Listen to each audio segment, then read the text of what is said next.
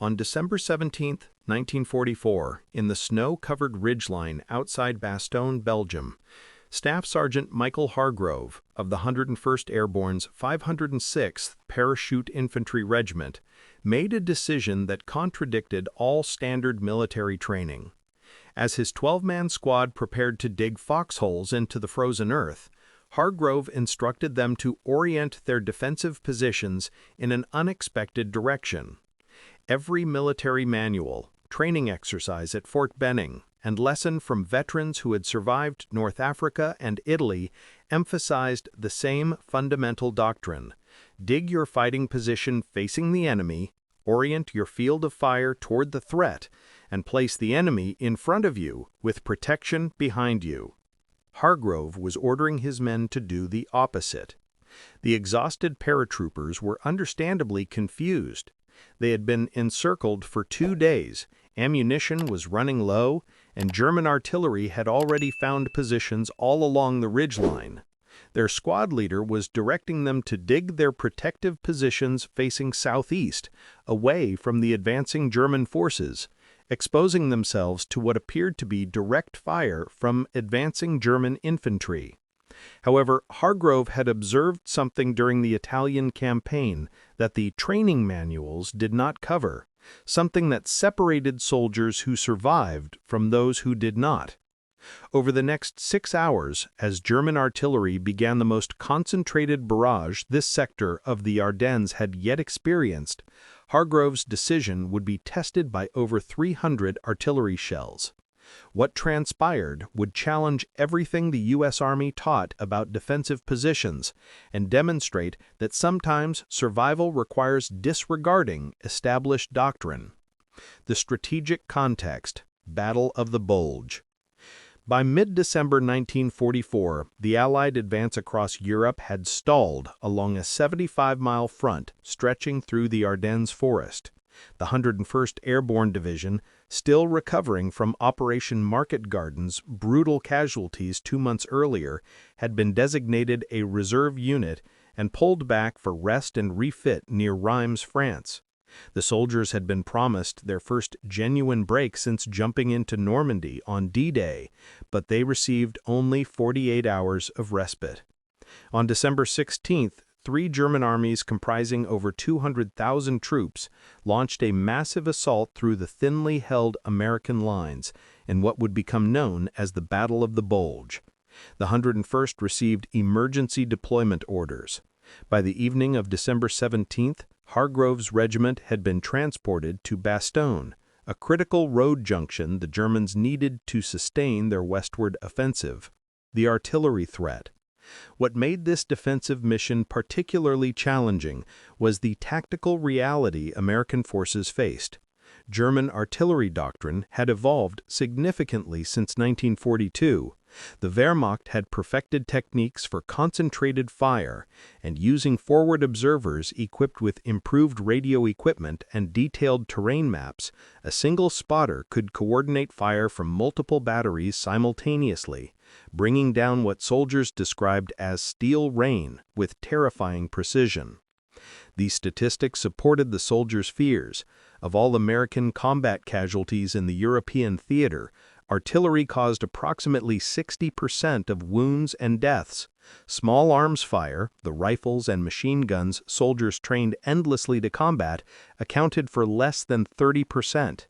The primary threat was not what soldiers could shoot back at, but rather the shells arriving from positions miles away. Standard doctrine and its limitations.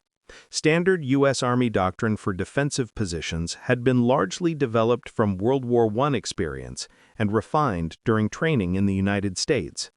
Field Manual 7-40, the Infantry Reference Guide, was explicit in its instructions. The fighting position was to be oriented toward the most likely avenue of enemy approach, with the primary field of fire covering the assigned sector to the front. The manual included detailed diagrams showing foxholes dug with the deepest protection to the rear, a forward-facing parapet and sandbag or log reinforcement, creating a V-shaped opening toward enemy territory. This doctrine made perfect tactical sense for defending against infantry assault. It provided soldiers with maximum visibility and firing angles against advancing troops, allowed grenades to be thrown forward without obstruction, and concentrated defensive firepower where it mattered most. However, it was designed for a different kind of warfare. Lieutenant Colonel John Davies, battalion commander for the 506th 2nd Battalion, would later write in his after-action report that their men had been trained to fight infantry and understood small unit tactics, fire and maneuver, and establishing interlocking fields of fire.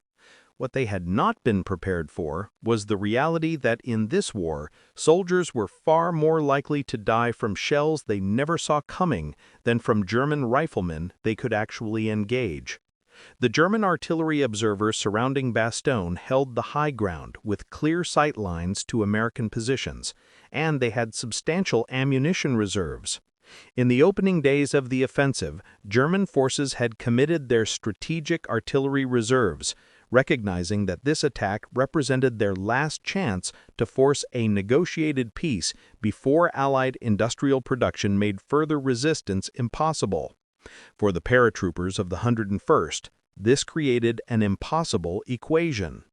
Digging in facing the enemy allowed them to fight effectively against infantry assault, but when the artillery started, and it would inevitably start, their positions became traps. The orthodox Foxhole design, with its rearward protection and forward opening, funneled blast effects and shrapnel directly into the hole when shells landed in front of the position, which is exactly where German forward observers were directing them. Hargrove had observed men die in foxholes in Italy, not from direct hits, which were usually unsurvivable regardless of position design, but from near misses. Shells landing 10, 15, or 20 feet away at distances that should have been survivable still found their targets. The shrapnel followed the geometry of the defensive positions straight down into the holes. He began thinking about artillery differently, not as random death from above, but as a physics problem with a geometric solution. The German artillery observers watching the American positions through their Scharfenrohr scissor telescopes were confident. Oberleutnant Friedrich Bauer, coordinating fire for the 18th Volksgrenadier Division's attached artillery battalion, had directed barrages against British positions at Caen, American positions in the Hurtgen Forest, and Soviet positions outside Warsaw. He understood how American paratroopers fought. They were aggressive, well-trained, and dangerously effective in close combat. But they were also predictable. American doctrine was standardized across all units. They dug the same positions, established the same defensive patterns, and responded to artillery the same way every time, making them vulnerable. German artillery commanders expected American forces to dig facing them, and when the barrage began, they would shelter in their holes. The Germans would bracket their positions with ranging shots, then walk the barrage across their line using standard procedure. What German artillery commanders had learned was that the American foxhole design, while excellent for small arms defense, created a predictable vulnerability envelope. High explosive shells detonating in front of a forward-facing foxhole would drive shrapnel downward and backward directly into the occupied space. The blast wave would follow the same path of least resistance, channeling through the opening the defenders needed for visibility and fire. The Wehrmacht had tested captured American field manuals extensively and understood the doctrine better than many American officers. When they knew exactly how the enemy would position themselves, they could calculate precise firing solutions without needing direct hits. Just shells dropped in the predicted zone 15 to 20 feet in front of positions, allowing the foxholes themselves to complete the destructive work. The fear and the order. For the men of Hargrove's squad, the fear was tangible. Private Eddie Morrison had survived Market Garden by pure luck when a German 88mm shell that landed next to his foxhole had been a dud. Private First Class Robert Chen had watched his best friend die in a perfectly constructed position near Eindhoven when a near miss drove a fist-sized chunk of shrapnel through the opening. Everyone had stories of someone killed in their hole despite following proper technique. When Hargrove ordered his men to dig backwards facing southeast away from the German lines, the concerns were immediate and understandable. The men worried they would not see the enemy coming and could not cover their sector. Hargrove's solution was to establish observation posts with rotating watches. 2 men forward at all times with a field phone. When they reported movement, the squad would move to fighting positions outside the holes. When the artillery started, they would understand why he was implementing this approach. By dusk on December 17th, every man in the squad had a foxhole facing away from the expected threat, and the German observers had taken note. The Barrage. The barrage began at 0445 hours on December 18th. Hargrove was awake when the first shells arrived. The sound started as a distant freight train rumble, building to a howling shriek that made teeth ache. 6 seconds of warning before the world exploded. The first salvo walked across the ridgeline 300 yards to their left, where Easy Company had dug in using standard doctrine. Orange fireballs erupted from the frozen ground, concussion waves hit like physical blows, and snow, dirt, and shattered pine trees fountained into the pre-dawn darkness. Hargrove ordered everyone into the holes immediately. The 2 men on forward observation sprinted back from their concealed position and dove into their foxholes. Hargrove dropped into his own position, facing southeast with his back to the German lines.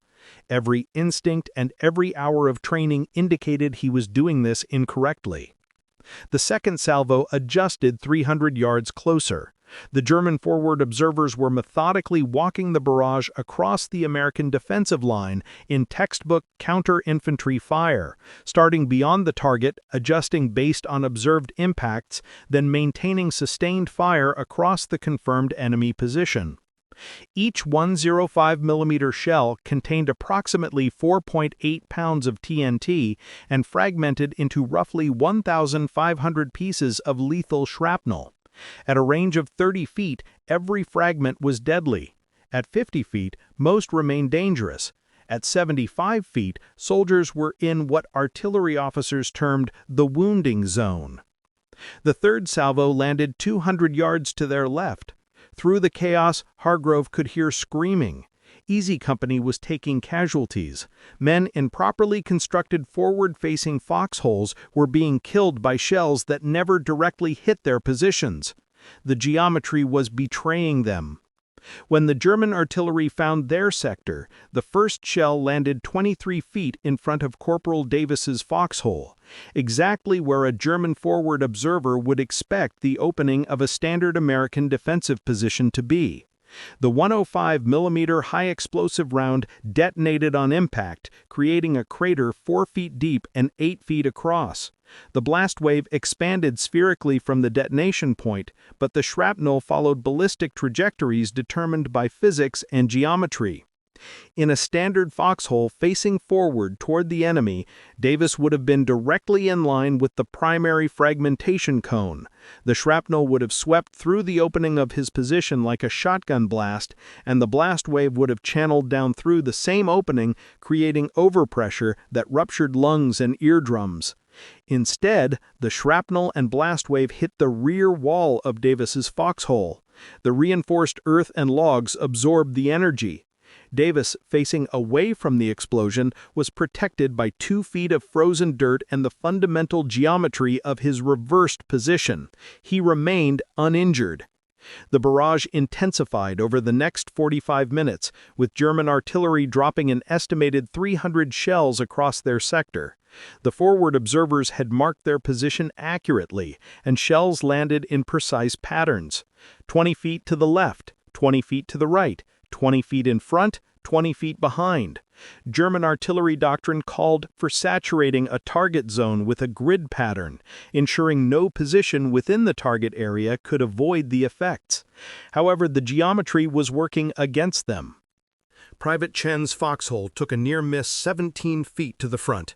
He felt the impact through his entire body, his vision going white from the flash, with dirt and shrapnel raining down on his helmet.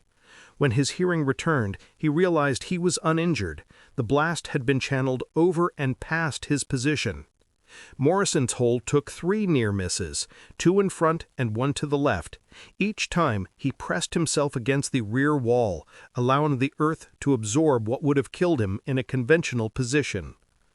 The German shells were landing exactly where they were supposed to, but American soldiers were not where German doctrine predicted they should be. Aftermath and recognition. At 0537 hours, the barrage shifted, as German artillery began walking their fire farther south, seeking other American positions. In the sudden relative silence, broken only by ringing ears and distant explosions, Hargrove's squad began checking in. One by one, all 12 men reported themselves present. Some had minor wounds from debris and blast concussion. Private Rodriguez had a bleeding cut on his forehead where a piece of wood from overhead cover had struck him, and Corporal Jackson had burned his hand, grabbing a shell fragment that landed in his foxhole, still glowing red-hot. However, they were all alive. Hargrove emerged from his foxhole and looked left toward Easy Company's sector. Medics were already moving through the positions, and he could see at least 4 men being carried on stretchers. The smoke and smell of high explosive hung over everything. Lieutenant Barnes, the platoon leader, appeared through the smoke and snow with a face gray from shock. Upon seeing Hargrove's squad intact and examining their backwards foxholes before looking back toward the casualties in the adjacent sector, his expression shifted from confusion to understanding to something approaching horror at the implications. He ordered the squad to prepare for the German infantry that would follow the barrage. The artillery had revealed something more important than immediate tactical success. It had demonstrated that 3 years of accepted doctrine might be causing preventable deaths. Systematic analysis and distribution.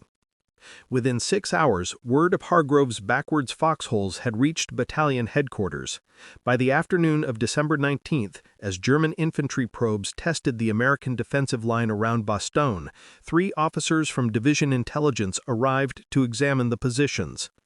Captain Edward Sullivan, a former engineering instructor from West Point who had been attached to the 101st as a defensive tactics consultant, spent 30 minutes measuring blast patterns and examining the geometry.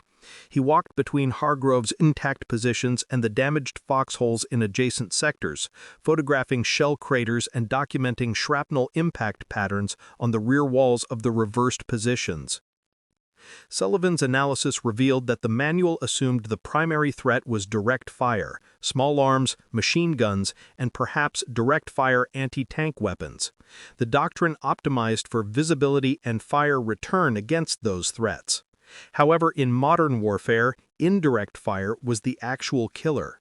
The military had known this statistically since 1943, but had not adapted defensive doctrine to match the actual threat profile. The testing revealed a fundamental mismatch between training and reality. The standard foxhole design created what Sullivan termed a fragmentation funnel. When high-explosive rounds detonated in the forward zone, where German observers naturally aimed, the position's own geometry directed blast effects and shrapnel into the occupied space. The physics were elegant and brutal. A 105mm shell detonating 20 feet in front of a forward-facing foxhole would project its primary fragmentation cone at an angle that swept directly through the position's opening. The blast wave, seeking the path of least resistance, would channel through the same opening with tremendous force. Soldiers taking cover in the deepest part of their foxhole, doing exactly what training prescribed, were placing themselves in the optimal zone for those effects to reach them. Reversing the geometry reversed the physics. With the opening facing away from the likely impact zone, the same shell detonating 20 feet away would drive its shrapnel and blast into the reinforced rear wall. The soldier facing toward that reinforced wall was protected by the earth itself. The fragmentation could not bend around corners, and the blast wave dispersed against solid mass rather than channeling through an opening. Most critically, Sullivan wrote in his report to division headquarters that this configuration did not significantly compromise defensive capability against infantry assault. Soldiers could maintain observation posts forward of their protective positions and move to fighting positions when direct fire threats materialized. The artillery threat, which arrived with warning, and the infantry threat, which provided visual cues, occurred on different timescales, allowing defenders to optimize for each separately. Informal and official adoption. The revelation was distributed through informal channels, even as Sullivan documented it officially. Sergeants shared information with other sergeants, and men who had survived Hargrove's barrage explained the technique to soldiers in other companies. By December 20th, scattered squads across the 101st Defensive Perimeter were experimenting with modified Foxhole orientations. The Germans noticed the change, though they could not immediately understand its significance. Forward observers reported American positions that seemed incorrectly oriented, but the implications were not clear until artillery strikes against these modified positions proved less effective than expected. Bauer, the artillery coordinator, adjusted his firing solutions, attempting to compensate for what he assumed was confusion or poor training among American infantry, but adjustments could not overcome physics. The lesson spread beyond Bastogne. An infantry intelligence bulletin was being prepared for distribution across all American forces in Europe. Field Manual 7-40 was not being officially revised. The bureaucracy of military doctrine moved too slowly for battlefield innovations. But a supplement was in development on protection against indirect fire and alternative defensive position configurations. One sergeant's observation made under fire was being systematically analyzed and distributed through the largest military organization in American history. The question was whether it would reach other units before those units faced their own artillery barrages. Continued validation. Hargrove's squad remained in defensive positions outside Bastogne until December 27th, when Patton's Third Army broke through the German encirclement. During those 10 days, they endured 7 more sustained artillery barrages. Each time the backwards foxholes protected them, and each time the casualty reports from adjacent units using standard doctrine confirmed the difference geometry made.